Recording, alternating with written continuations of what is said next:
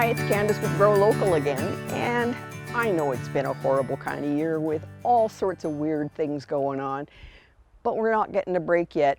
Powdery mildew is coming back, and so is downy mildew. Now, these are two things that hit your garden, and they go onto a lot of different plants. Squash is usually the one that you notice the most on, and it covers the leaves. The powdery mildew looks like your plant leaves have been kind of dusted with flour, and downy mildew actually looks more like a fuzzy gray or purple mold on your plant leaves. I'm not an expert by any stretch of the imagination, you guys. I just know I got white stuff on my leaves and I don't like it there. The easiest thing to do is make sure that your plants have lots and lots of good airflow. I've always just gone in and I just whack off the leaves that have got it. You put it in the garbage. Don't put it in your compost, okay? Because at the end of the season, you're going to need to do some good housekeeping because the spores stay on the ground.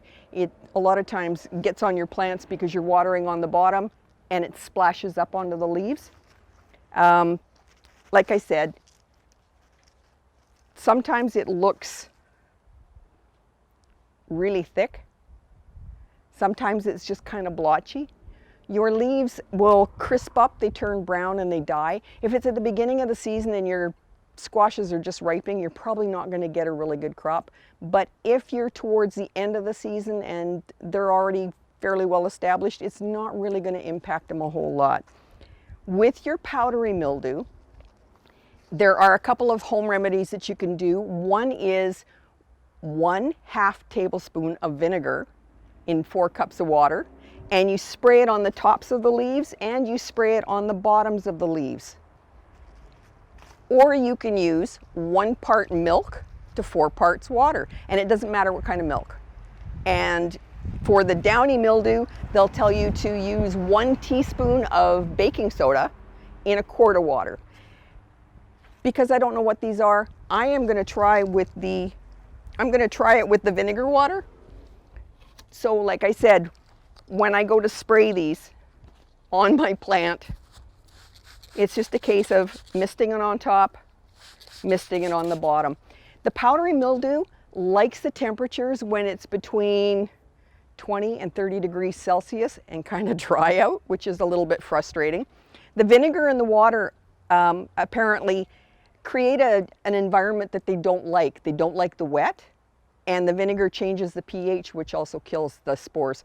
The milk, I don't know any background on it, and same with the baking soda. I think it just changes the pH that the spores don't like. But that's all you do.